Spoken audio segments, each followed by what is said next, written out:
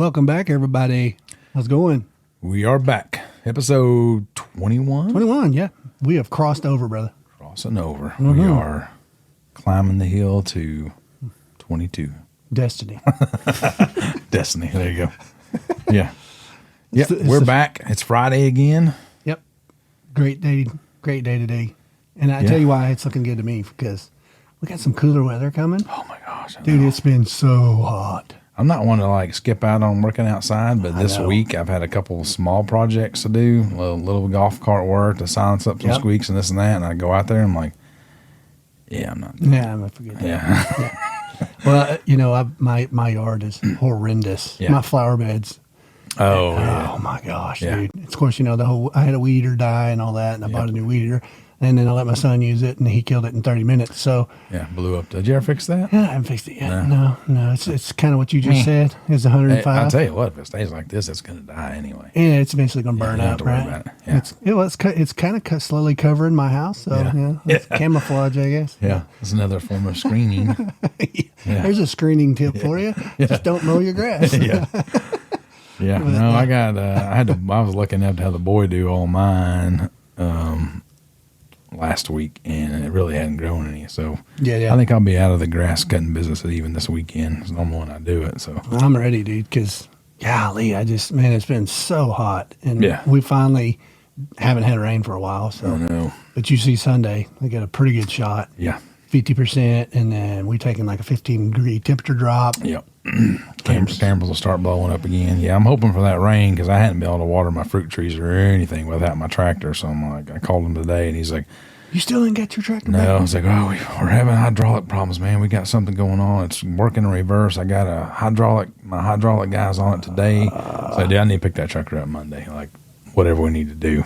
I think I need to pick it up on Monday. So we shall see. Hopefully my fruit trees, I planted that new persimmon tree. Threw a little water on it, but hadn't had water since Saturday. So yeah. Well, I mean, we were pretty wet before. So for August, we're really wet. So we'll get this rain hopefully this weekend, and I'm hoping cooler weather. Maybe that'll fix us up. I hope.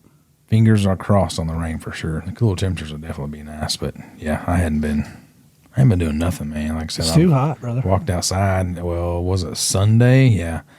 I cleaned all my trails out, trimmed a bunch of trees, raked them out, leaf blowed them, did all that stuff. And it's like, got done. Well, we did soil samples that day. Yep. So we started at 9:30, 10. And I stayed outside, I think, close to 5 probably. Yeah, I remember. You were sweating. I was like, my last little bit, I came home, came back up to the house, and it's like, all right, I'm going to do some push mowing in the back and do some edging, knock that out. And then I was like, oh, it's getting kind of cold out here. Started getting like cold chills. I'm like, all right, I'm done. Okay. Yep. Wrapping her up. I've overdone it. something's not right here.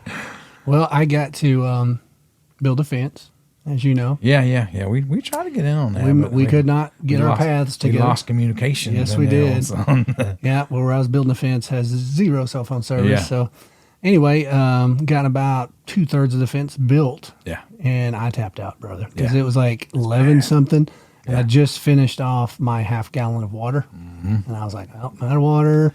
I'm tapping. Yeah, once you get out of water, unless you go down to the creek, that's about all you got. Yeah. I wasn't that desperate yet. So that's part of my plans for the weekend is I'm trying to finish up that fence early in the morning. Yeah. Before it gets hot. And then I've actually got some interesting, cool news on we checked our pH. Yeah, you jumped all over yours. I kept on forgetting mine. I mailed mine off yesterday, so hoping to get some results. Soon. Yeah. Well, I got mine back super fast, like 2 days. It's been amazing. Gonna have to do some major limage, I guess is the correct. Yeah, I know when you told me those numbers, like, oh my goodness. So my pH on that back food plot. Now keep in mind that's the one we built last year. Yeah. Never had a plot on it. Sure. Been in cow pasture. Yeah. Well, planted it last year. We didn't have a great growing season, so there wasn't a real good representation of what was happening. Yeah, anyway. you had no idea. Yeah, and so it didn't do great, as far as how much it produced and all that. But anyway, this year, it's like, we're going to do a soil test. Me and you talked about it. Yeah. We did 2 on your place. Yep. Did mine. I jumped on mine, got the results back. Well, I got a pH of 5.2. Yeah. So you want to be 6.5 at least. Yeah. And so their recommendations was 5 tons. That's not bad. Of agricultural lime on 1 acre. That's not bad. No, that's not bad. Yeah, no big deal. Yeah. So if you do the math on pelletized, it's 10% of. See, I did not know that. I used pelletized forever until we did the 40-acre projects first time I ever. Well, what I read is the agriculture is the rocks. Yeah. Essentially. Yeah. Pelletized is ground up rocks. Right. And I always thought, and I had read it years ago, that if you put pelletized out, it reacts quicker. Well, according to what you read, it does not react quicker. Oh, see, I've always read the opposite. Yep. Well, the information I just read, and it was new stuff, said that there's no real truth to that. That it still takes time to work into your soil. However, it goes to a powder quicker. Okay. That's kind of the way they explained it. Yeah. So anyway, I've got to get the lime out on mine immediately. Yeah. Because, we're probably a month away from planting. Yeah, hopefully. Hopefully. I mean, we stay wet, man. Yeah. So I had a guy text me a couple nights ago, and he was asking me the same thing. It's like, man, probably middle of September if we get lucky. With the drill, I'm thinking like after a rain instead of before. Like when the ground's kind of moist. Like I think that might be a key. Well, the drill too is, you kind of want a firm surface anyway. Yeah. Yeah. You know what I mean? I think that's going to be even better. Yeah, I think a good moist ground where it can slice in there and then you got moisture in there, it's covering it back up would probably be even better than before rain. Yeah, I agree. So I don't know that to be true, but that's my thoughts. Well, I'm going to go ahead, and that's the other part of my weekend. I'm going to go ahead and I'm putting 12 40-pound bags of pelletized lime out, which is 480 pounds, the equivalent of almost 5,000 pounds. Yeah. Of agricultural, and till it in immediately and get that in the ground. Yeah. Let it rain on it several times, obviously. Yeah. And then get a jump on it. Yeah, just get a jump on it. Yeah. Well, I was telling you, if mine comes back still low, because we put 4 tons on mine, it sounds like that may not be enough on. Well, it'll tell you, dude. And here's the other cool thing that I never put thought into. On the soil test, this one, because, the Whitetail Institute, all they do is plots.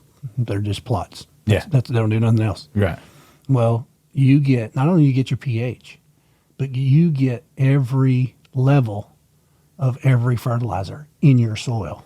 Oh, so how fertile is that back there having cows running on it? It was not fertile at all. Really? Yes. That's surprising. And I fertilized it last year. Keep that in mind. Right, yeah. So my potash was low. All 3 of my your standard fertilizers were all in the low category, except for, I think it was nitrogen was extremely high. I don't know.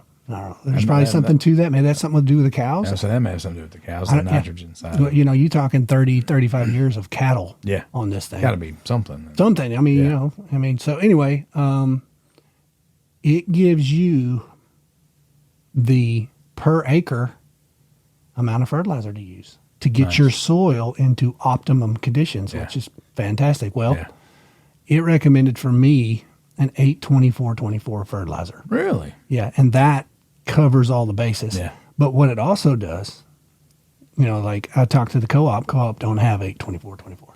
Yeah, I ran into that with something last year. I was like, no, you can't find that around here. Yeah. Or something like that. Yeah. And so they break it down for each individual fertilizer and how you can mix them to get that ratio that you need. Really cool. Yeah. So it gave me 8 different options. I can buy 0-20-20 and 60-0-0 and add this and it tells you 150 pounds of this and 200 pounds of that. Yeah. So it's really neat. So I checked with Co-op today and it's like, okay, 8-24-24. No, we don't have that. I said, okay, what do you got? And she went down the whole list of what they had. This is in Greenwood. Yeah. They're pretty sharp down there. Yeah, they are. And so I can build it the same way. Yeah. So I'm going to have to do 375 pounds per acre, which is quite a bit. It's a lot more than I normally I think do. I put 300 on mine last Yeah. year, but triple 13. So Yeah. I wonder what mine will be. It's going to be really cool to me because I don't know. I haven't soil tested in several years. Yeah. I did in the beginning when I was doing clover plots. Sure. Because you have to get it right. Yeah, It's got to be 7.0. And man, when you do it right, gosh dang, it grows like madness. Yeah. But, I hadn't done it in years. So what that is cool to me for a brand new location that's never, all we did is go out there and clear it, cut it up. Yeah. We throwed out some pelletized lime. I throwed out some fertilizer and grew a plot. Yeah.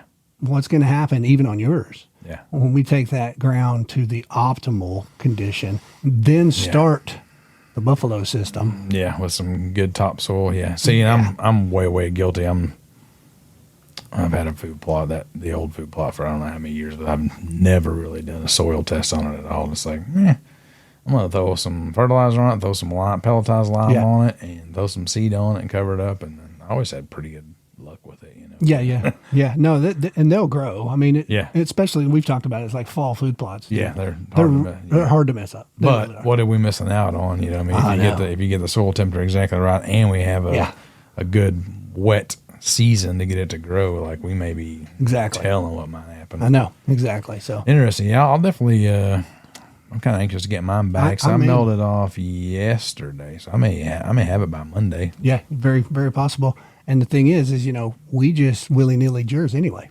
Yeah. Because we were up against time. Oh yeah, for sure. Yeah. Because don't you remember it was like, man, we'll just do it next year. You're like, dude, I'm getting you the lime. We're getting this in. We're gonna do it. And so it's like we got what, 4 tons. Is it was 4 tons. Got that lime put out there, and it's like, all right, man, let's figure it out. So it'd be interesting to see on yours. Yeah. That'd be really cool. I bet that low one.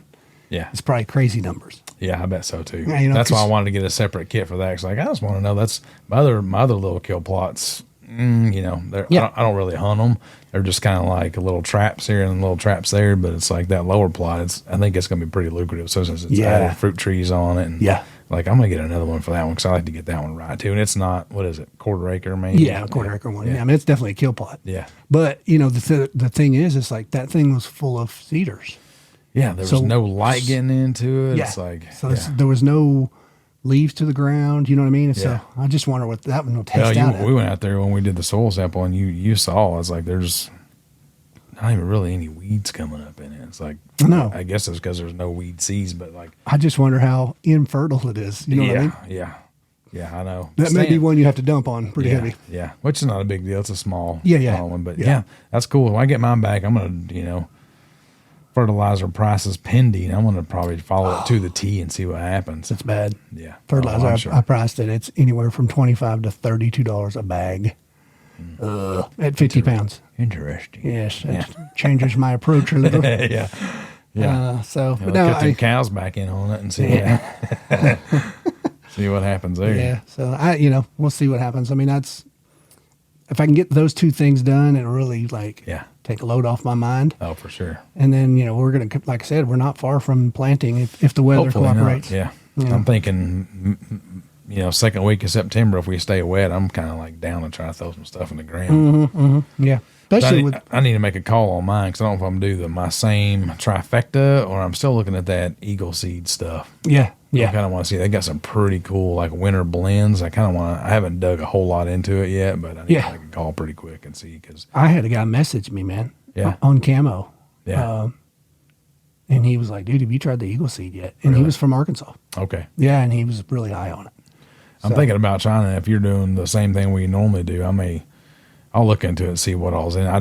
Once I bought those Roundup Ready beans, I started looking at what all they have. I was like, man, they got a lot of cool summer blends, a lot of cool winter blends. So I may see if there's something that fits. We may just try something different on my place and see what happens. Well, you got lots of options. Sure. You got several spots you can try. Yeah. I don't know that I wouldn't add something to one of my we mixes. talked about that. I'm probably gonna, if I go back with our normal trifecta, I'm gonna throw some tillage radish in there. Is that what you've decided on? Yeah. Okay. Just to help the soil even more. And a little bit of nitrogen pockets, break it up. It's supposed to make it loosen it up. Not that mine really needs loosened up. It's not too compact, but yeah. So I mean, so you're making that happen for sure. Then if I go back with our normal, I think I'm gonna add that to mine. I got you. Just see what happens. Yeah. Cool. So, I mean, today's topic, what was we going to talk about? Well, today? we're going to talk about food plots, kind of what we've been talking about right now. But it's a no-brainer for everybody, in my opinion, if you can do it. Golly. Yeah. Changed everything for me, changed everything for you. Yeah. If you can plan it, I don't care if you got to borrow a tractor, a four-wheeler, or whatever. Yeah. And you can get some sunlight to the ground. Yeah. Game time. Yeah, that's kind of what I was thinking about was just like, not if you should plant one, but like where, how, so on and so forth. So for me, it's like the old saying with a business or anything else, right? Location, location, location. Absolutely. Because that's kind of everything. And I made a huge mistake when I just popped into my place when I had that. I'm like, oh, this looks like a good spot. I can get to it, and I'm going to pop it into the middle of my property. And, and I killed a couple decent bucks off of it, but it was during the rut, or rut bucks only, you know what I mean? So Yeah. I would say definitely walk your property. I don't really know if it matters how the deer are using your property right now, because when you put food on, that's all going to change. Yeah. I get you. Put food out there, everything is going to change. For sure. I mean, that's... So here, okay, this is kind of cool because we haven't talked about this. I've got an idea in my head of what the best location would be for one. Yeah. What would be your ideal, if you picked a piece of property, let's just say it was 20 acres. Yeah. No homes on it or nothing. Where would you put your food plot? And obviously there's tons of variables, Sure. how thick it is, yeah. But just without looking at the property, what would you do? Perimeter. Okay. Yeah. We're kind of on the same page. Yeah. I would immediately go to perimeter and set up for a north wind. Yeah. Yeah, exactly. I mean, without even seeing the property. Yeah. I mean, because to me, we're both the same way in that. We're cold front guys. Yeah. We've seen it happen. It happened on your buck last year.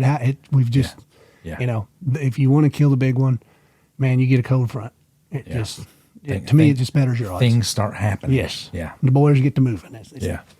So location, and that's a pretty good, put them on the perimeters. The reason why you put it on perimeters is because access is everything. We've said it 10,000 times on this podcast, but absolutely, you got to be able to get in. You got to be able to get out. Some people are hemmed into, I have a clearing here already. I can't really afford to get a dozer in there on it. Right. Tough call on that, honestly. Sometimes you put the food plot in the wrong spot, you're actually hurting your property more than helping it. So, you make it unhuntable. You know what I mean? Yeah. If you put it in the wrong spot and you can't hunt it. Yeah. And every time you try to hunt it, you bust deer off of it. Yeah. You're shooting yourself in the foot. Yeah. I mean, you really are. Yeah. If you got a nice clear spot, somewhere on perimeter and you got good access, I would definitely use that over paying for a dozer. But chances are you probably don't. Yeah. If it's been logged or something like that, it's probably they're logging through the middle of it or stripped somewhere, and it's not going to really be accessible. So unfortunately, I would say 90% of the time you probably need to get a plan, get a dozer in there. Yeah. Like what we did with mine, it was like I took a screenshot of my property and had that blown up, and then put a piece of plexiglass on the top of it and drew and erased and and walked and, did all these things to try to figure out where they need to be, as far as that goes. Yep. Yeah. And on an opening, like you're talking about, you had an overgrown field back there. Yeah. Way overgrown. Like trees. Yeah. But I mean, it had been a field at some point, and that's where you ended up with your biggest plot. Yeah. That's your main plot. Destination plot, if you will. Mm-hmm. We can get into that a little bit too, as far as kill plots, destination plots. Yes. You've got both set up on your place. Yeah, no, I do. And, a couple of them I never go into just because of where my bedding's at. Yep. But I contemplated on taking them out of the process, but I think I'm just going to leave them in, just throw some stuff out there just because it's a little bit more food. Yep. Maybe the destination plot's a little less crowded at last light if I got some people, some doe on those plots out there too. So I think I'm gonna go ahead and plant them again. I've already told them and sprayed them. So yeah. Well, I'm of the opinion on that it's probably just going to aid in putting deer on their feet in daylight. Yeah. That's the way I feel about it. Yeah, for sure. You know what I mean? They may not come exactly where you wanted them to because they got a little more options, but the chances of them getting up earlier to feed is upped. And where my kill plots are, the way I designed it, and then we talked about expanding this, but they're really close to bedding. Yeah.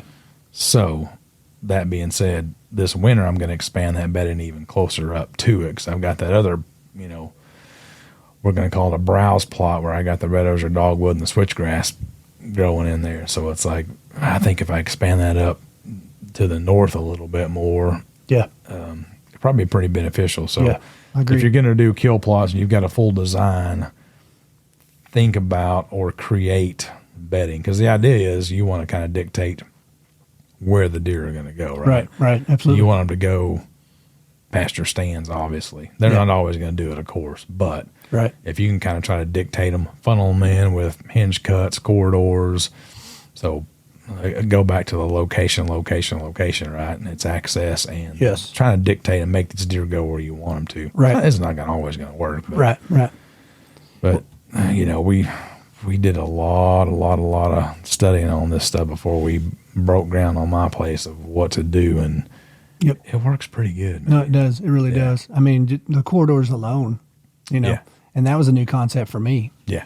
I'd always had food plots, and I'd always had somewhat cover, but the corridors, were new. Well, I'm anxious to see, your setup here, you have two pretty decent sized food plots. Yes. I think the one in the back's going to be an awesome place. I know you've had great success with the front plot, but that back one, the way it comes off that hill, and you got the corridor going in between. Those bucks are just going to be bouncing back and forth on that corridor. Checking does. Like I can see it now. So I'm hoping that's going to be like a huge deal for you on this backside now that you've got your access. Now that we got access figured out. So we figured out the access back there, and something else is cool. So here's a little nugget for you that I learned, and I'll kind of try to keep up with you on studying stuff. So I went back there, and I've got screening all the way around it. Okay. Yeah. Well, I planted plot screen. Yeah. On 2/3 of it. It did okay. I was going to ask you that. It did okay. It didn't do great. A lot of it was wet in the bottom, and so it didn't do well. Yeah. But I have this weed coming up. Yeah. And it has totally come up solid everywhere that I planted the plot screen. So wherever there's not plot screen, there's this weed. So I said, oh, that's foxtail, right? That's what everybody says. That's foxtail. Yeah. So I started doing research. Yeah. That's not foxtail. Well, when you were telling me that out there, it's like, I don't think that's what that is, but I'm no expert. It's ragweed. There you go. See, I was thinking about that. It's ragweed. I saw that. I was like, I've looked up that because it was like an allergy deal. I was like, yes. Exactly so right, apparently ragweed doesn't affect me a whole lot because I've been all in that stuff. Well, here's the cool thing, dude. So, I mean, we're switchgrass guys. We're plot screen guys. We want to close that in. I need to take you back there and show you. It's actually impressive. This stuff is probably close to 6 foot deep. I kid you not. So we just need to find some ragweed seed then. Well, ragweed does not go dormant until November. And not only does it stand. So will it stand through the winter? It'll stand almost through the winter. Really? Yeah. So it's like, that's a free one. So I started to research. It's like, okay, why? Interesting. Yeah. Why do I have ragweed all the way around? On my west side, I've got a big spot, big section of it, yeah. I looked it up. I read an article. Ragweed comes about from cultivating, from tilling. Really? And I'm like... So it's like some dormant seed down in the soil. The seed is just like switchgrass in that it has to stratify. Really? Yeah. So the seed falls in the ground. And check this out. Here's the cool thing. That seed can go 4 inches deep and still sprout. It's interesting you say that because where I have mine is where I tilled up. Telling you. And tried to replant that switch, and then of course the electric company came in and took it got down. rid of all that switchgrass, but I had a bunch of ragweed in with the switch. Well, according to what I read, tilling it up reaffirms the seed into the ground, kind of like what we've talked about before. You're just bringing seeds up. Well, Yeah. And then Now, the success rate of the seed is really low as far as going through the stratification process and actually making a plant. Excuse me. It's really low. It's not high. So from year to year, it varies. Interesting. But for whatever reason, this year, and then it said, you know, in the article I read, it said that's why ag fields struggle with this stuff because they cultivate their fields. Yeah. They redistribute this large seed. It can be really deep in the ground and still survive. Yeah. And you can kill it, but your crop that you're growing is already growing. Yeah. So you're stuck. Yeah. And so if you'll notice, dude, I don't know if you, even when we went to the Midwest, you'll see it in the fields on the edges of the fields. And that's exactly how it got there and why it keeps coming back. And I thought, oh, that is cool. Yeah. So I am to the point now, I was like, this is going to work as a screening product for me if it goes into November. I mean, even December. And I didn't pay anything for it. You know, it kind of came with the cultivating of the ground, the tilling that I do. I don't know, man. Mm-hmm. Stay tuned for our next episode on ragweed. We're going to start marketing ragweed. Would you like to buy ragweed seeds? That's pretty crazy. No, it was. It's because mine's not that tall though, but it is kind of like partial sun. You got to see this, dude. Yeah. I'm telling you, my back plot is totally enclosed. Yeah. I mean, enclosed. There is no seeing through it. Yeah. So, I don't know. Interesting. Yeah. I you know, like I said, a lot of the stuff you've watched on YouTube or whatever, it'd be, that's foxtail. Yeah. You know, so I just assumed, you know, and then I got thinking, that's not foxtail. Foxtail makes a tail. Yeah. And so then I took a picture of one of the branches. Yeah. That's ragweed. Yeah, it was funny because you had it in your hand that day and you were talking, and I was like, man, I don't think that's what that is. Yeah, it's not. Yeah, it wasn't. But I'm not but who knows, you know. Well, say, you know, hopefully I'm not allergic to it or it don't. I've heard people that really are. For me, it's more cedar. Like, cedar gets me. Like, if I brush up against cedar. Oh, really? Yeah. It messes you up? Jack me up, yeah. Well, September is its peak ragweed season. So. Okay. It's when it's going to be at its worst. So we'll find out because I'm going to be all back there cutting up food plots. But no, it's quite impressive. So, you know, long story short, we kind of got off on that tangent, but that food plot's a lot thicker now around it. My access is good back there now. So if we've got a good chance to see this one work, it's this year, I think, as long as we get a good plot season. Yeah. Which, you know, fingers crossed. Rain pending. I know. I've had a bunch of people. Well, I say a bunch. A few people call me. It's like, when should I? Like, watch the weather, man. Yeah. We're getting close, but I wouldn't, you know. I've got some people that have already put stuff in the ground, like, here. I'm kind of wasting some money. Yeah, no. But don't do that. Don't do that, no. I'm that kind of hardwired this way. I'm the 80-degree guy. Yeah. If you can get temperatures highs around 80, maybe a few degrees over, and on it's trending down and rain coming, it's going in. Well, that's what I'm thinking about with maybe waiting like a day, and depending on how much rain we get, like a day after the rain or 2 days after the rain, so we may not be near as rushed. Yeah. With the drill, it's like, we got to get it in today because rain's coming. Oh, we've got 12 tractors and everything else going on. Well, that's a whole debate too. Now that you're sowing it in, drilling it in, it's not as crucial because the ground covers the seed. Yeah, you have to worry about burning up, birds getting it, and so on and so forth. Yeah, because me and you were throwing the coals to the seed. We were putting tons of seed out there to try to make that happen. And if you're drilling it in, it's in the ground. Yeah. So I think, I'm like you could probably hit it after a rain. And that's kind of what I'm thinking. That was I don't know why I was thinking that, but I was like, man, if the ground's just, even when we went out there the other day getting soil samples, it's not very compact. You know what I mean? Like, it's pretty nice. Like, a drill would slide right through that right now. But if you had a little bit of moisture in the soil, you put that seed in, it folds over, the moisture's in the ground. Like, you're probably going to immediate germination. You're going to have a popping pretty quick. Yeah. Yeah, I agree. And, around here, it's like the faster you can get it to come up and get whatever rain you can get before it gets cold, the better. Yeah, agreed. We got burnt last year with, 5 weeks of growing season before the frost blew it all out. Which, it still grew a little bit, but that winter wheat's pretty tough to knock down. But well, interesting side note is that, I didn't have good growing conditions in the back and didn't know it. Yeah. It explains why I have clover in the front, and the clover in the back was a complete failure. Yeah. I was way You got no pH in yeah, way too acidic. Yeah. So, you get that lime in there, get that acidity right. Yeah. And, if you get too much lime, and you can, you can put too much out. Oh, I'm you sure. go alkaline, it's just as bad. It's not Yeah. going to grow. Yeah. It's just, you have poor results. So, 6.5 to 7, if that's the magical area. And that's going to cover about everything. I mean, 7's where you need to be on clover. Yeah. But everything else is going to do good. So, Yeah. So I'm okay. So back to location, like you were talking about. Location. We kind of covered it. We're perimeter guys, trying to put on perimeter access to everything. You kind of covered what wind are you setting up for? Yeah, access wise. A lot of times you have a plot.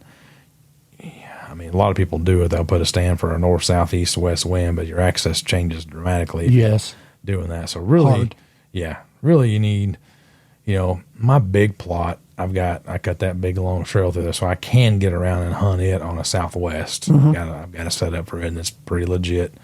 I can walk my trail, which is a long way away from the big plot. Take the high line wire up. I've got a clear trail going in there, Right. and I can hunt it for a northwest wind. But everything else is kind of off limits. So think about which what's the predominant wind in the area. Is it going to be an early season kill plot? Looking at predominantly south. Or you hunting it over the cold fronts, which, like we talked about, northwest would be. Yep. And I think there's a lot of people too that do not think about hunting the actual food plot, and that's fine. That's perfectly fine. Yeah. You could put a food plot in with no plans to ever hunt on it. Yeah, for sure. And hunt. That was my intention. Yes, that's what the original layout. Yeah. And the tough thing for me about that is the route is never predictable. Yeah. Especially if it's a big food source. Yeah. They could literally come from any direction. And if you're hunting the food source and you've got in right and your scent's good and all that, they're coming there. Yeah. How they get there is always different. Yeah. So that's why I struggle with now the corridors help that for sure. Yeah. No, I get tons of action on the actual corridors. Yes. Unfortunately, it's on the wrong side of my property that I've got stands there, and like I told you, I put that one back up because if I go all in, I want to put that stand back up because, it's going to be a funky wind. Yeah. Northeast, southeast preferably would probably be my best chance, but you won't go in there blindly though. You'll be going after a certain buck. Yeah, I'll be going in to kill for sure. Yes. But yes. I guess there's an aspect of, people are out there saying, well, you don't hunt over food plots. They're just for food. And I get that. Yeah. No, I mean, ideally that's what you want for sure. Yeah. You want to catch them on the way to or from. Yeah. That's ideally the way to do it. Yeah. It's just panned for me and for you now that you can, if you can get in on that food source right and get out of that food source right, you don't mess with it. It's not pressure. There's it's no not pressure. Yeah. So, and that's what we've tried to do. Yeah. And that's what I've tried to do here. You tried to do on your place. And when you pull it off, you have a really good chance of seeing a lot more deer for one. Oh yeah. So if you got kids, you can keep a kid completely entertained because there's going to be some kind of wildlife out there. Oh, I told you last year, every set that I sat, I saw multiple deer, bucks and does, except for the one time I took out the new Tika on the private land antlerless only. Like I'm taking out that big nanny. I did not see one deer that day. So I guess that was God telling me, he's like, hey, you don't need to take a doe this year. Your doe numbers are fine. Yeah. I mean, that's the way I looked at it. That was the only sit, and I couldn't tell you how many times I sat I know. I remember you told me, you like, said, hey, dude, I think I'm gonna take out the old one. I'm gonna take the big old one out. Yeah. Like, do it, man. Heck she'll blow out a food plot. Like if she walks in, I mean, she's worse than a buck. And she'll blow out the whole food plot. She'll be fighting everybody, and then she'll start blowing at just the other does, and the food plots freak out. And like I'm gonna smoke her. And that was the only evening that I did not see a deer on my property. She heard it. She heard you say it. I think you're probably right. Yeah. The wise old doe, and she dropped another one this year. She's still on the property. I thought she may be too old to even. Well, see, that I read an article on that. Yeah. It's funny you say that because that's funny you said that. You like that? I read an article about the fallacy of old does not having kids. Yeah. And that, dude, they'll have kids up till they die. Okay, so that's I've always heard that. It's Well, like, no, I once they mean, get- you know, I'd read one 10 years ago that said, Yeah. "Oh, them old does they're That's- dry. yeah. They don't have no." Yeah. The article I just read said, "Oh, them things, man, they'll have young ones Yeah. until they die, 10, 11 years I old." do have doe on my place this year that she's a pretty healthy doe. She's not the big nanny. She did not have a doe this year. Really? Yeah. Well, is it predation? I don't know. Yeah, so Maybe. that's what you Yeah. don't know. Yeah. I mean, that's the That's variable. highly possible. That's Stillborn or that's where even- my mind goes Yeah. to. It's like, Yeah, well, something happened. because everyone. So You had enough bucks to breed them, dude. I'm telling you. yeah, I have 3 sets of twins and a single. 3 sets of twins. That's Yeah, cool. That's yeah. cool. Yeah. The old doe put off a single, but again, could have been predation, could have been stillborn, could have been something. Maybe they don't always have Just a twins. bad mother? Yeah, they don't always have twins, but I mean, Yeah. No, you it's pretty likely. Yeah, you see it more than not. But Yeah, for sure, for sure.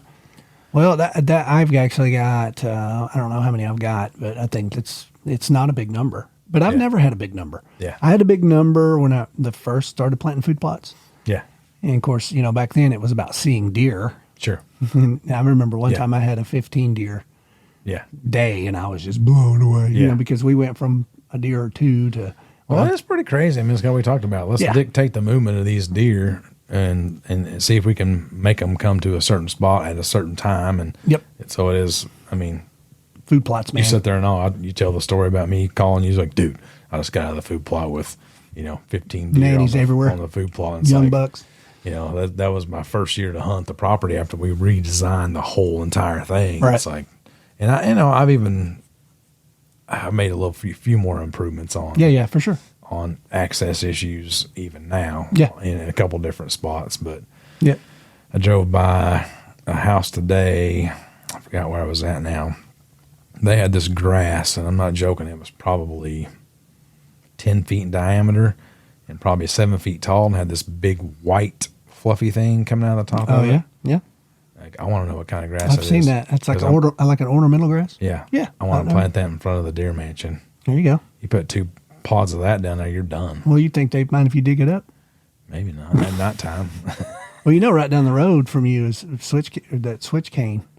I know. Off the side of the well, road I right told you there? I researched that, Yeah. but it's like if you can get it to go, it's a super thick. Because I wanted that Yeah. at the house plot. That's what I wanted to Yeah, put yeah. there. But it's like, well, it grows 20 feet tall. I can't even shoot a bow over the top of that stuff. So You'd now have to part it. I've got to get on my tractor bucket and like trim out some shooting lanes to it or something. But I'm not opposed to doing that. I'm still Yeah. kind of thinking about trying to get that. The creek cane is what they call it. Creek cane, yeah, because Yeah. it's right on the creek. Yeah, Yeah. yeah, for sure.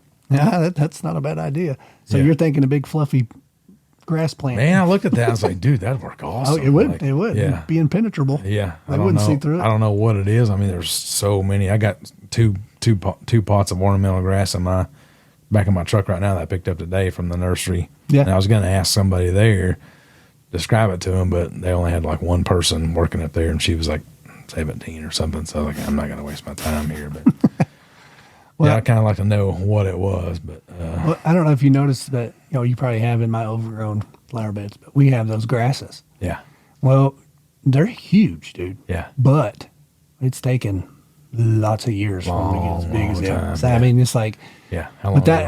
but that's we've been living here 15 years. So, Yeah.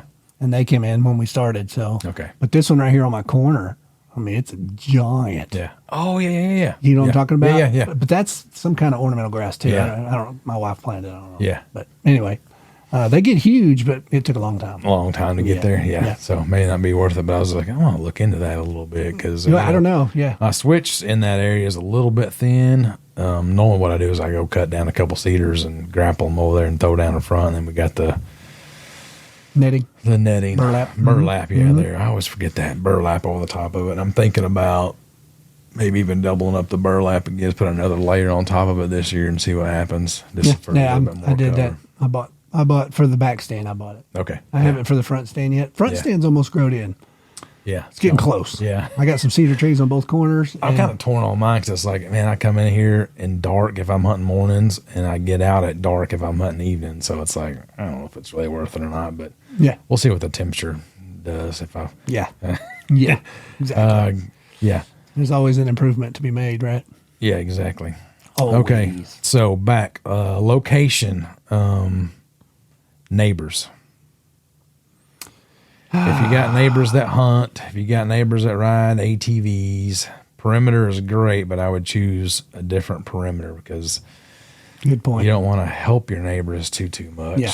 Well, yeah, man, you opened a wound there because that can change everything. Yeah. Just for instance, okay, so my southern border here used to be a thicket. Yeah. Neighbor's a cattleman. Cattleman. He got permission. It wasn't his land. He got permission to clean it up and clear it. Oh, yeah, you told me about that. And that, you talking about cutting off a flow of bucks from the mountain. It cut the flow off. Yeah. Because too much wide open space. Yeah, now it's big open cow pasture. And it's never going to grow back up because he's running cows on it constantly. He's keeping it that way. So, yes, neighbors, oh my gosh, very good point. Yeah. That's one of them variables too, man, that you just can't control. Yeah. And but if you're talking blank slate and you've got people with land next to you that hunt pretty hard, maybe go away from that. I would try to keep my food plots away from that edge and try to pull them to the other side of the property if it's possible. And this all goes into taking the picture and drawing and scribbling and figuring out the deal. And even if they're not hunters, but they come in for the weekends and ride dirt bikes or, whatever, it's like you don't want it right up to their property because then if they start seeing big deer, well, they might turn into deer hunters or they may do something on their perimeter that spooks deer off your plot. Mm-hmm. It's like we say, intrusion, right? We talked about last week. Yeah. Man, if that's, you've seen that here. That's part of the reason that my place can be good. Yeah. It's vastness of nothing. Sure. No neighbors. No, I know. I didn't know that till we were county hunting. Like, my gosh, dude, I don't know how much just nothingness is back there. Yeah. It's not necessarily what you call good land. Yeah. As it is undisturbed. Undisturbed. That's key. Yes. Yeah. So if you've got that, and you don't get me wrong, like you can do it on 3 acres in a residential neighborhood. Oh, sure. You know what I mean? We've seen it. Yeah. So I mean, don't think if you just got a little piece of land that you can't make it go because you can. Yeah. But yes, one of the big variables is the neighbor. Yeah. And good or bad. I mean, it's not anything wrong with somebody wanting land next to you. I mean, it's nothing about that. Yeah, it's just if you're trying to build a deer herd or push your age class up, whatever you're trying to do. Yeah. The neighbor is definitely impacted. It makes it tough if you especially if they're hunters and they're not hunting like you hunt. Yeah. And that's what we talked about before with I'm not a big advocate of, supplemental feeding, but if you can keep that 3-year-old on your place and off the neighbor's place and let him grow to 4.5, 5.5, it's also a preventative measure, not to mention everybody else is feeding. So you kind of got to stay competitive. Yeah. Yeah. Well, in that aspect. But. And for me, even, I don't know that the intrusion neighbor is even worse. And the only reason I say that is because most hunters are only going to hunt for a short period of time. Sure. They're not going to devote a lot of money or time or effort. Yeah. The person that's using it recreationally. Yeah. You say that twice. Yeah. Recreationally. Anyway, the person that's out there riding bikes or riding. Yeah. And just being intrusive. Yeah. Perfectly fine for them to do that. Don't try to manage deer because they're going to keep them run off. Oh yeah. So that's a good point. So that's like, still think perimeter wise. Yeah. If you can pull it off. Yeah. Maybe go to the other perimeter or, every property is different, but for us, it's like the way we laid the 40-acre project out, we designed some kill plots. Some of them, as we learned how the deer are using the property, are kind of risky to get into. Yes. But mostly everything else is on the perimeter, good access. The middle of the property is a no-fly zone. Don't go in there. We don't go in there until we're tagged out or season's over, and let's go see what's happening. Why they were using it. Yeah, why they using this. So, and I'm kind of, again, it's like the big plots. If you can only do one, my advice is to make it as big as you can. I'm fortunate enough to have a few, 3 quarter-acre food plots and the big 2-acre plot. Mm-hmm. And, it's going to change the way the deer use your property dramatically. Yes. So the stands you have now are probably not going to be lucrative unless you already have them on some sort of draw or something that's going to, they're leading to that food. Right. You're intercepting the big plot. You kind of touched on that last week. It's like, you put food out there and it changes the property 180. Yes. From how they use it, how much they use it. It's going to most likely dictate travel paths, bedding. Mm-hmm. Yep. That's another issue. Like when you start thinking about your stands, and this is kind of my problem on that one side, when you get into those food to bed patterns, that's kind of all they're doing. Yeah. They're going to food, going to bed, going to food, go to bed. I got a water hole in between there that they hit. I can't get in there. There's just no way. So these are all things to think about when you're laying it out. You know, like, okay, this is, and I didn't think about it. I just wanted a spot for every occasion, I guess, you know what I mean? Yeah. But that one on the other side over there, and it didn't get a ton of use, honestly, because they come down, they go more north before they come in. Right. That kill plot is so close to the destination plot that they don't hit it a lot. Yeah, it's kind of skipped over. Yeah. Most of the time, there's some does that hit it, some younger bucks. Why do you think? This is a question for you, as since we're on the food plot topic. Why do you think deer wanted to come to the big plot? Here's what I think. Before you answer, okay, stew that over in your mind. Okay, I got an answer already, but my theory anyway. Here's my theory, and this is kind of left field. I think they're more social than what people think. Yeah, I think I'm not talking about a 7-year-old buck that everybody wants to kill. Yeah, I'm not talking about him. Yeah, I'm talking about deer in general. And so it's kind of like a nightclub. You know what I mean? It's like, hey, Joe, Bob, and Becky's at the nightclub. Yeah. We'll grab a snack on the way, but we're going to end up at the nightclub. Yeah. You know what I mean? So I don't know. That's just something I actually put some thought into that to think about. Okay, why did Chris's 2 acre, now don't get me wrong, there's tons of food there. Yeah. Obviously. But why did the 2 acre food plot just dominate the daytime movement? You had a lot of daytime movement. Yeah. Now, not as much with bucks, but just tons of daytime movement. Is it because of where it is, you think? Well, I kind of agree with your theory to a degree, but I also saw multiple doe family groups battle it out in there. But I think there is a comfort level to that if they see another deer in the field, 4 or 5 does out in one field and another one's pop in from the other side. My theory was the thickness on the north side, they were bedding there, and the thickness on the west side, they were bedding there, and it's like it's too easy just to come in, come out, come in, come out. Okay. The situation of it. Yeah. The kind of the layout of it. Then. Yeah. But, I mean. Well, I find it interesting because, okay, if you take a look at my place. Yeah. I am a destination food source. We know that. Yeah.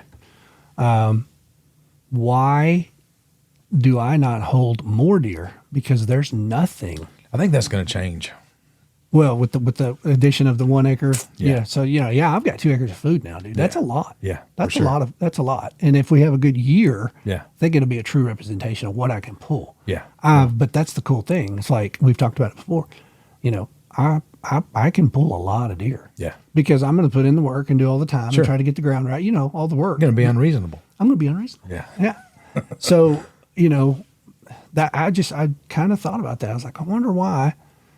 And not to say all your deer came to the big plot, because they didn't. You had some bucks that you never seen up there. Yeah. Oh, for sure. You know what I mean? On a lot on your of them low stayed plot. on the south end. Yeah, and that's kind of why I wanted to kind of zero in on that with my soil sample too. It's like that plot got used the second most. See, and that was the thing. If I would have had to have guessed, and we talked about this when we were building it, is I thought your south plot was the one because it was the first access off the mountain. Yeah. I'm like, dude, they're going to come through this. Oh my gosh. And they did early. Yeah. No, they did. Yeah, for sure. But it was like, dude, they're all I got 15 deer in the big plot, and they're all spread out all over. Yeah. And the does have all established, okay, you don't come over here, I don't come over there. And, it's like, are they social? Maybe it's a social thing. And that's kind of where I went with and I think, it may change this year too, you know what I mean? With the way, you never know. That was the very first year I was working on it into October before I ever actually got off the property. Right. We didn't have much rain, not a good planting season. Yeah. So I've done some thickening up around that lower plot. You so, have, I mean, you have. we'll see. I mean, it may change now. I think with, a lot of it's just the amount of food That was there. That present. is on, and I agree with you. They are somewhat social, obviously, or they wouldn't all be in there at the same time. Because, I mean, dude, it was clockwork. I mean, I knew exactly how many does I had, how many fawns I had. Well, that was the thing. That's what I'm saying. I mean, you had this large number of deer that met there almost daily. Oh, yeah. And would forego the other food that was just as good. In smaller plots. And that's so I was like, maybe they're hanging out. Maybe this is like, got the music playing and I don't know.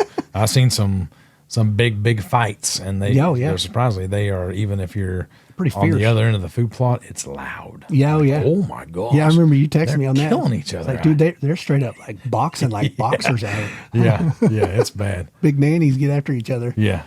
So that's something I thought about. It's just one of them tangents you get on. You think about. I wonder why. I mean, that's kind of the way we always do, right? It's like, so I figured out. Why are they doing this? Why? And it's like you rack your brain and stay up at night and being reasonable about it. Yeah. Think about it, but all right. So give me if you're telling somebody, what's your advice on a food plot? What would you tell them? Never had a food plot before.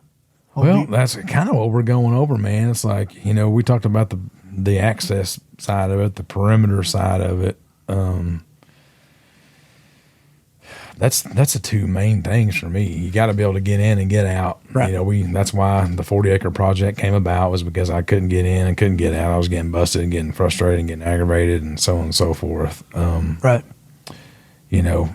We talked about the food kind of dictating where they're going to bed, which I think that's, kind of, we discussed that. Hand in hand, yeah.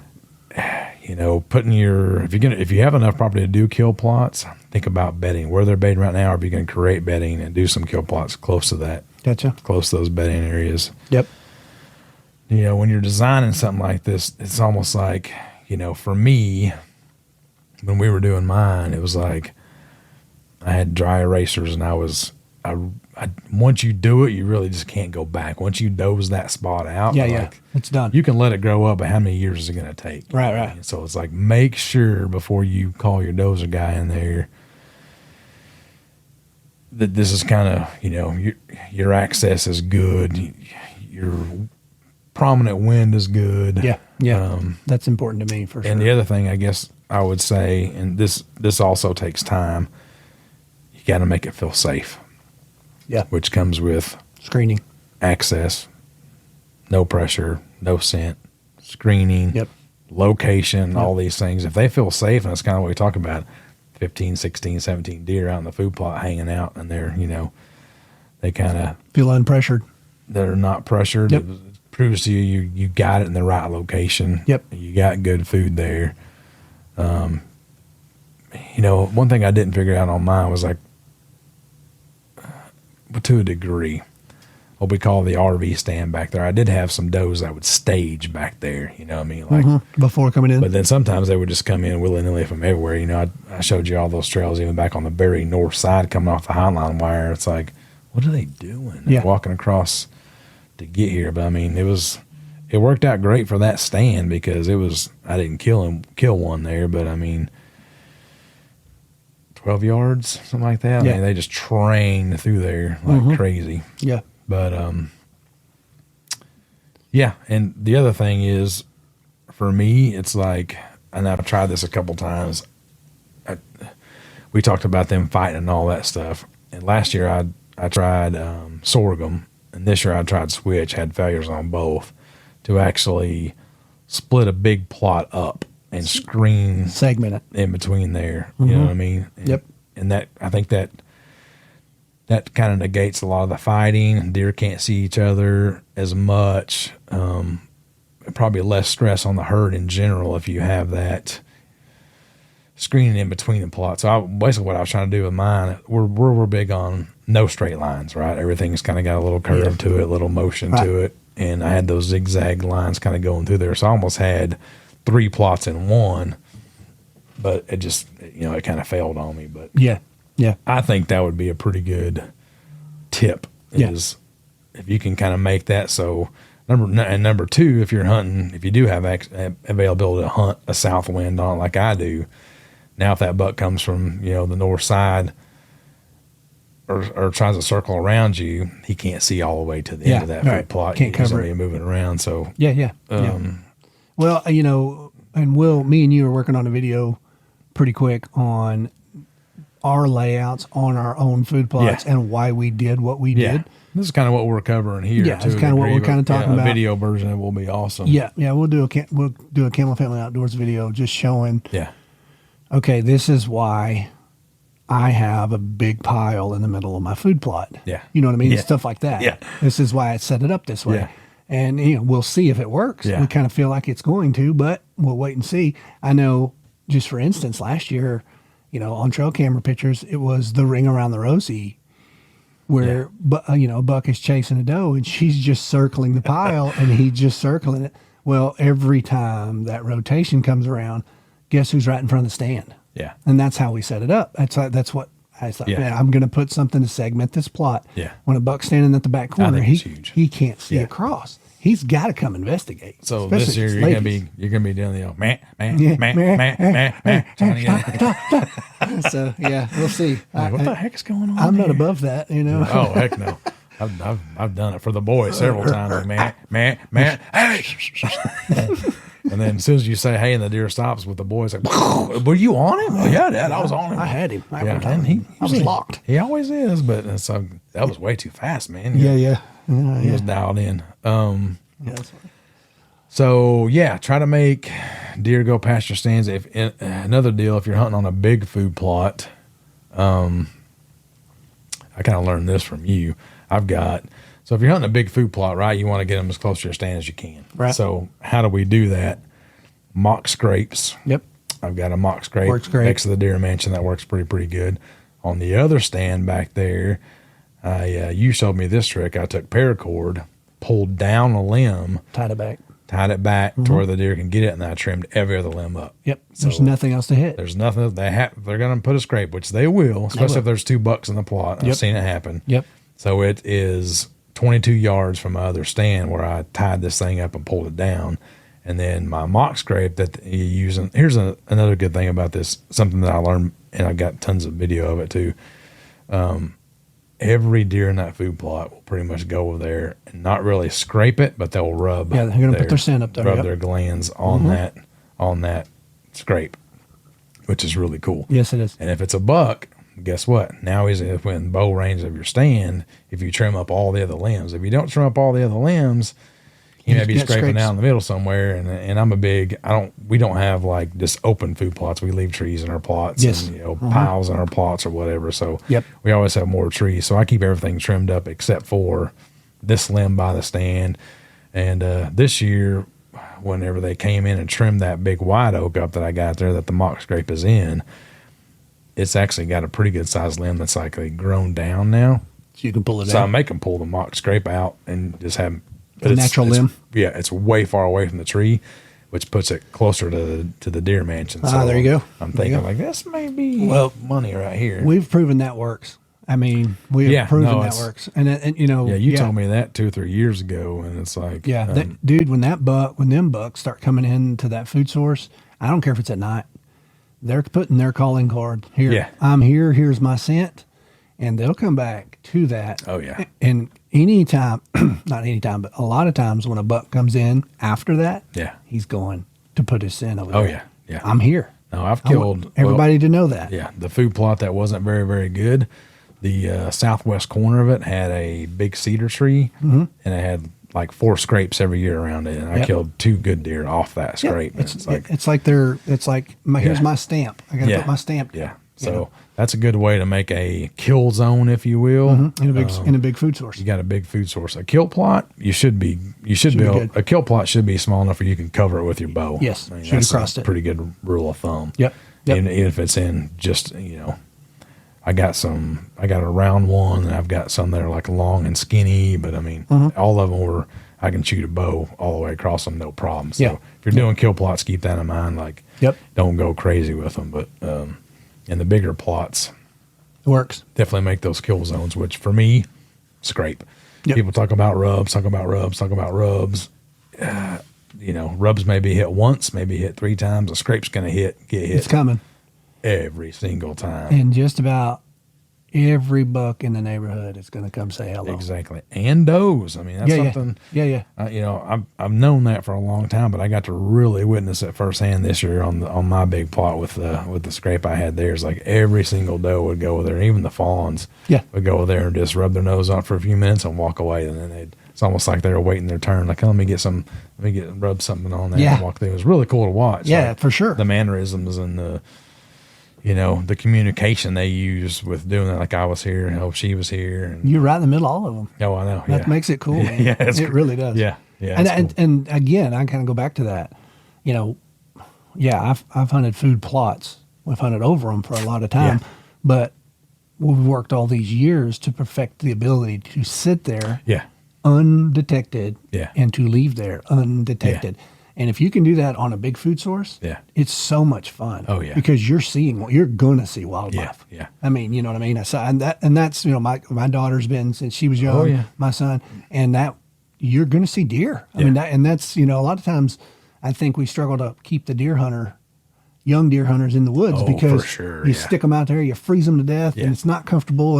And dude, if you stick them out there and it's like they're covered up in deer, and you got a good seat for them, and it's cool. Yeah. It's fun. Oh, definitely. And like I said, it all comes down to access, because I was just the opposite of you. Like, you hunt over a food plot, a lot. And I was like, I'm not going to do that. I'm going to hunt the corridors going to the food plots. Yep. And then once I see my property start developing, it's like, dude, I think I can get in there. I can get in there every time. Yeah. And not to mention, that's just where all the deer are. Yep. That's where they're going. They're filtering in from 14 different directions. So, I kind of adapted to that, and I started hunting over food quite a bit. Evening times, getting in, right wind. Yep. I got good access. The conditions got to be right. Yeah. Now we will preface at that. You don't go in there when it's wrong. No. Don't do that. Yeah. But if your conditions are right, your access is good. Yeah. You're gonna have a good time, because the chances of you seeing deer are really high, and the chances of you even seeing the buck you're wanting goes up. Oh, for sure. You know what I mean? He's coming there. Definitely. You just hope it's before dark, right? Yeah. No, he'll be there. Yeah. He's coming.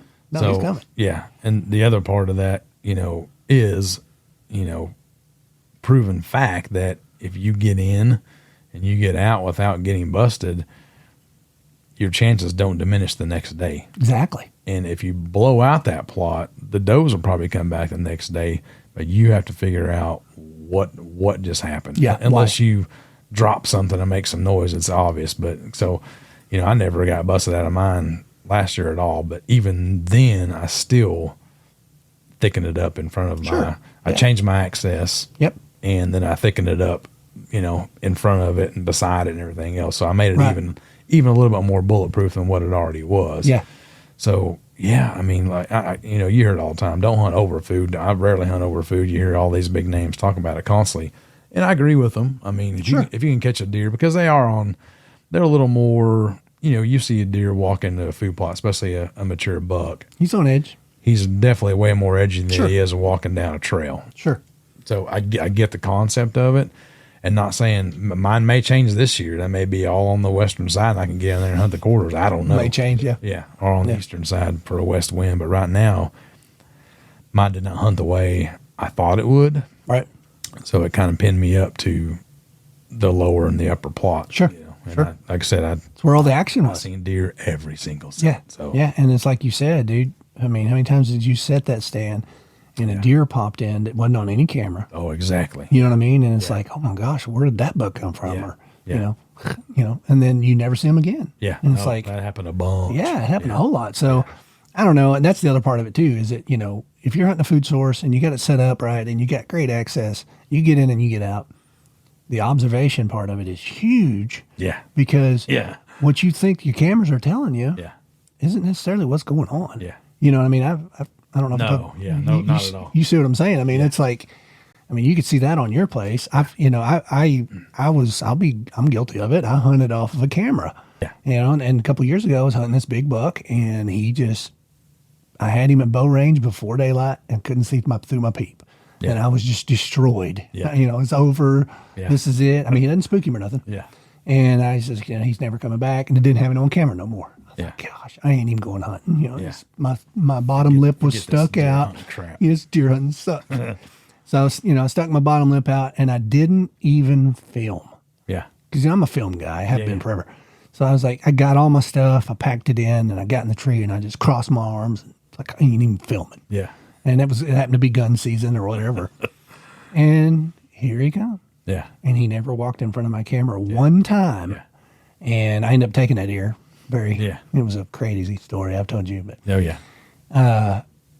Cameras lied to me. Yeah. Lied. No. You can't base everything off what a camera not at says. all. I've got my place canvassed, and even then, it's like, how many times did even that buck I killed last year never crossed the pass of one camera exactly the whole time. So exactly. It's like, and like during muzzleloader season, I sat up there, and it's that, that 10 point. That 10 point came through there. It's like, man, that's going to be an awesome deer. Never saw the deer again. Yep. He never hit a camera. Yep. And so it's really cool that is cool. That's the big food plot observation set stuff that I love. Yeah. And I was the same way. I was like, I'm gonna go climb a tree in the bush, where the deer are. Yeah. Well, guess what? If you do it right, they're coming to your food. Oh yeah. That's the short and long of it, in my opinion. And if there's no pressure or exactly. And there are no scent and the wind is right, they're probably coming just a few seconds before last light. Yeah, that's true. There is the downside to it. That's the downside to it. Yeah, for sure. For sure. Lexi. Now the does won't. I mean, I went out there several times like, dude, I'm getting in like at 1 o'clock today, and I'm going to chill out. And just that way I'm good. There's no noise or anything else. And you pop in at 1 o'clock, and it's like, climb up through the trap door and get your chair pulled up there. Like, oh, there's 4 does down at the bottom of the food plot at 1 o'clock in the afternoon. Like, what the heck's going on? And what's cool about that too is that when that morning switch happens, and then bucks are all moving in the mornings. Oh yeah, great place to be. Oh yeah, because they're gonna scoot through there to make sure ain't nothing going on, and that gets back to the screening and the segmentation. Yep. Then bucks got to search all around. Yeah, that's when them bucks. That's huge, man. That's something I learned on my other food plot. I didn't have a whole lot of room to do it on that little plot, but it's like how many times I sat there and I had access like almost coming from my house. It was fairly bulletproof, but it was a little bit longer of a walk than I needed to be making. I was getting busted coming out sometimes. Right. But I would sit in that thing a bunch of times and see a good buck 25 yards, 20 yards in the woods, just looking into the food plot like, man, if there was like some kind of screening up there, you've got to come into this food plot to see it. And that's what we're trying to make now. Mine's coming along. My switchgrass is coming along. I've got the electric company kind of jacked me around on that one spot. So I got some more. I'm going to frost seed some more switch in there next year. But for now, I'm going to use some round bells and some brush to kind of like close that door. So they still have to come inside. Sure. Make it directional. Yeah. All right. So my advice would be, and we've talked about it before, if there's any way you can make a plot, put some thought into it about how you're going to get into it, where you're going to locate it, what your neighbors are doing. Yep. There's a lot of variables. Yeah. I think we covered most of them. And I think we talked about them, yeah. So, I mean, but dude, I am such a proponent of that. Yeah. It's a lot of work, and people don't, it's a lot of work, and it takes time, and it takes money, but the rewards are huge. For us, it's really, really fun too. We love it. Yeah, I like being. Oh my gosh, being out there doing it and then seeing it come up. It's like some sort of armor. Especially now that I'm doing, I don't know what, probably close to 3 acres of food. Yeah, you're doing a lot. It's like it's pretty cool to see it all kind of come up, and it'll be exciting this year if we follow our rules of thumb. For fertilizer, we have that intel now, something we didn't have last year. Looks like we may have a little wetter season this year. Yep, it's better than last year. Both of our new plots should be dialed in. Better. Yep. They're year 2 on them now. We've got better access to them. Yes. So it might be pretty exciting, man. I know. I mean, I'm excited. Yeah, it's kind of crazy to think of how close we are to it. But, I know. It's right here. And the drill could change things up a little bit. We may have, if our soil's right, the temperature's right, the weather's right, and we have, 60% more germination rate, we may have mad food plots. So I know. I can't wait. Yeah. I can't wait. I mean, I'm looking forward to it. Me too, man. Really, really bad. Really bad. It's like really, really dialing up, especially when you look at next week and the temperatures are dropping. Oh, man. I know what I'm going to be thinking about. I'm going to be in the woods. Yeah. Yeah. Like, I'm going home early today. Clocking out. Yeah, clocking out. Well, guys, we wanted to touch on that today. It was the topic. Yeah. That's been the hunt experience. We appreciate it. Thanks, guys. Thanks for listening.